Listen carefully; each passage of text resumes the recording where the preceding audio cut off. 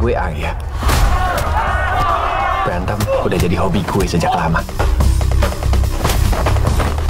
Gue adalah... Nah, kira-kira nih kamu, setelah kita nonton tadi, emosinya Arya ini ternyata berlapis-lapis ya. Capek ya? Sakit, agak kena mental juga nggak itu? Selama proses pembuatan atau mungkin ada yang efek kamu nggak? Abis syuting sih psikolog ya? Enggak, untungnya sih enggak ya, untungnya enggak. Dan kira-kira cara kamu untuk supaya stick profesional itu seperti apa? Sebenarnya sih ini film menurut aku cukup susah buat aku mainin karena emang ya seperti yang tadi mungkin udah nonton, emang banyak banget lapisan emosinya ya. Jadi kan nangis pun juga nggak yang cuma sekali, jadi berkali-kali, dan itu pun juga aku berusaha dan dibantu dengan Pak Sony gimana supaya nangisnya nggak sama gitu loh. Biar beda emosi yang disampaikan nyampe dengan perbedaan versi nangisnya mungkin gitu.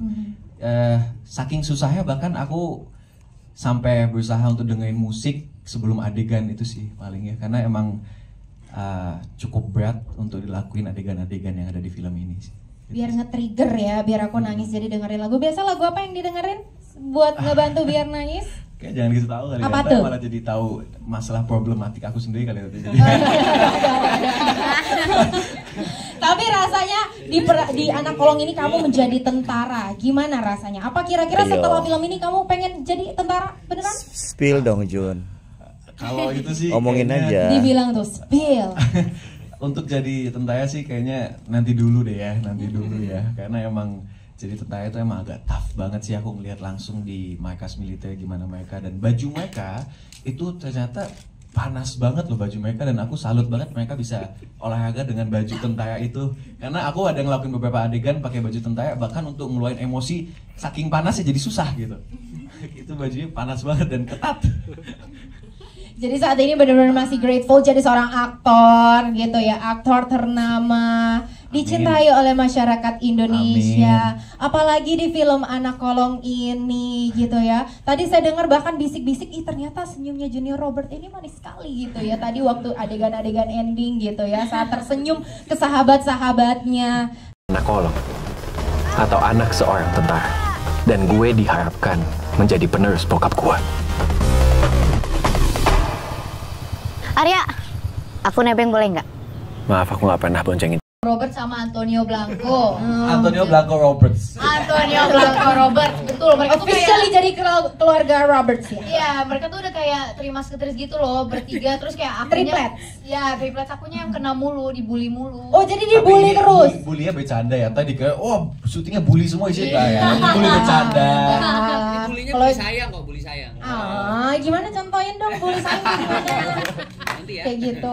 Nggak ada. Nah, kira-kira gimana sih proses kamu mendalami karakter dan juga nyari chemistry-nya tuh kayak gimana sama cowok-cowok ganteng ini ya? Kalau aku sih banyak ngobrol sama Pak Sony. Alhamdulillahnya Pak Sony tuh benar-benar bisa banget diajakin ngobrol, bahkan tanpa aku minta duluan, Pak Sony duluan sih yang ngasih tahu aku, terus kita ngedevelop karakter Amira tuh bareng-bareng. Enaknya kita mau bawa kemana ya, apalagi ini boleh nggak sih aku sebutin umur? Boleh. Jadi kan nanti aku ada adegan dimana aku masih SMA dan nanti sudah tumbuh dewasa, dan itu sudah pasti berbeda karakternya, ada yang berubah lah. Nah makanya aku ngobrol banyak sama Pak Sony, kita enaknya kayak gimana ya, Amir yang SMA terus nanti pada saat dia sudah beranjak dewasa seperti apa karakternya, itu sih. Berarti seru banget ya, seru untuk banget. Proses karakter developmentnya benar-benar dibantu dan dipandu juga sama Mas Sony. Thank you so much loh. Terima kasih. Ini Bapak semuanya Ke. sangat memuja Bapak ya, tadi ya kedekatannya luar biasa. Cewek. Ya udah, kalau gitu aku yang pertama. Saat yang ku nanti hangat sapa hasrat hati. Terus nanti kalau udah lu motivasi apa ya yang apa menyebabkan saya untuk bisa mensupport film ini gitu ya, itu pertanyaannya. Pertama, produsernya Pak Agus. Terima kasih. Ya. Yang kedua, sutradaranya Pak Sony. Terima kasih juga Pak. tadi sudah dijelaskan ya kelebihannya beliau seperti apa. Terus yang ketiga ada Pak Bambang Dirgantoro. Ide cerita dari beliau ini cukup menarik. Pasti tadi true story ya Pak Bambang ya. Terus kemudian yang terakhir itu tentunya saya yakin bahwa film ini akan banyak penontonnya. Dan yang paling penting lagi bahwa mungkin anak-anak sekarang tuh tidak tahu tuh anak kolong itu apa sebenarnya. Nah, dengan adanya film ini harapannya ya mungkin anak kolong mungkin paham bagi kita-kita yang lahir tahun ya yang tahun 90-an yang ketrennya ya, tahun-tahun 70 ya. Mungkin yang milenial sekarang belum paham anak kolong itu apa. Nah, marilah dengan adanya Generasi film Rokum. Anak Kolong ini mungkin Rokum. terulang lagi cerita tentang anak kolong kita zaman dulu, Pak. Itu saja. Terima kasih. Baik, terima kasih. Lulus, kenapa nggak masuk tentara aja? Kamu buktiin ke bapak kamu kalau kamu juga bisa. Aku tuh bukannya nggak bisa, tapi aku takut. Aku harus pisah sama kamu. Di film doku drama jadi. Bukan ya jadinya ya. Oke, kira-kira Mas Oga bisa mengarahkan dan mendirect, memberikan treatment sama teman-teman dari cast pemain film Anak Kolong ini seperti apa sih Mas Oga? Silakan. Oke, terima kasih Mbak apa namanya? Siapa? Mbak apa namanya? Mbak Sayang. Mbak Sayang. Nami. Mbak Nami, oke. Assalamualaikum warahmatullahi wabarakatuh. Waalaikumsalam. Oke, sebelumnya saya mau mengucapkan terima kasih banyak dulu kepada teman-teman wartawan yang banyak film yang premier akhir-akhir ini, tapi saya rasa di sini teman-teman wartawan juga jumlahnya banyak sekali ya. Oke, terima kasih juga, dan saya juga minta terima kasih juga buat Mas Agus sama Mas Beng dari FKPPI, Mas Agus dari Big Picture. Film Anak Kolong ini film yang unik itu menurut saya. Saya sendiri tidak anak kolong. Cuman dulu saat saya itu di daerah, kalau saya lewat asrama polisi atau tentara, saya pengen tahu kalau anak-anak kolong itu kayak apa sih rasanya gitu lah. Nah, saat tawaran untuk bikin anak kolong itu awalnya saya tidak tertarik. Karena menurut saya bahwa anak kolong itu dulunya menyebalkan. Dan mereka itu seperti nggak tahu diri menurut saya. Cuman saya punya teman akhirnya anak kolong. Dan benar katanya bahwa anak kolong itu yang pertama kompak, kemudian setia kawan, kemudian kalau kata teman-teman FKPPI bahwa anak kolong itu ada leadershipnya. Cuman kok saya lihat kok gak ada ya gitu lah, pada berandal saat itu.